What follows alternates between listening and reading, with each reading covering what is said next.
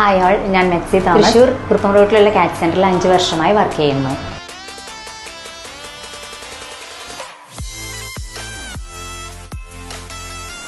Electrical faculty ആയിട്ടാണ് ഞാൻ work ചെയ്യുന്നത്. ഇലക്ട്രിക്കൽ എഞ്ചിനീയറിംഗിൽ ഡ്രോയിങ്ങിൻ്റെ ആവശ്യകത നിങ്ങൾക്കറിയാമല്ലോ. ഇലക്ട്രിക്കൽ ഡ്രോയിങ് ചെയ്യുമ്പോൾ നിങ്ങൾക്ക് തെറ്റ് പറ്റാറില്ലേ?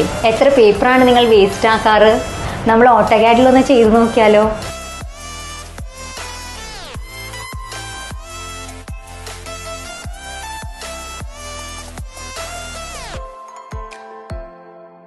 സിവിൽ ഡ്രോയിങ് പ്ലാനാണ്. ഈ കമ്പോണൻസ് നമ്മൾ ഈ സിവിൽ ഡ്രോയിങ് പ്ലാനിലേക്ക് സെറ്റ് ചെയ്ത് വെക്കുന്നു. ഇത് ഗ്രൗണ്ട് ഫ്ലോർ, ഫസ്റ്റ് ഫ്ലോർ. ഇത് ലോഡ് ഡീറ്റെയിൽസ് ആണ്. ഇത് സിമ്പിൾസ് വരുന്നുണ്ട്, വാട്ട്സ് വരുന്നുണ്ട്, ക്വാണ്ടിറ്റി, ടോട്ടൽ വാട്ട്സ് വരുന്നുണ്ട്. ഇത് ഈ കമ്പോണൻസ് നമ്മൾ ഈ പ്ലാനിലേക്ക് സെറ്റ് ചെയ്ത് വെക്കുന്നു. ഇലക്ട്രിക്കൽ കമ്പോണൻസ്, ഫാൻ, ലൈറ്റൊക്കെ നമ്മൾ അതിലേക്ക് സെറ്റ് ചെയ്ത് വെക്കുന്നു. ഡ്രോയിങ് ടൂൾസ്, മോഡിഫൈഡ് ടൂൾസിലാണ് ഈ മൂവ് കോപ്പിയൊക്കെ വരുന്നത്. ഇതിൽ ഇലക്ട്രിക്കൽ വയറിങ്സും കൂടി ഉണ്ട്, അത് നമ്മൾ ചെയ്യും.